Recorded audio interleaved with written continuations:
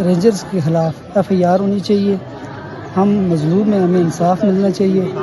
हम इंसाफ के मुतलाशी हैं, हमें इंसाफ फराहम किया जाए।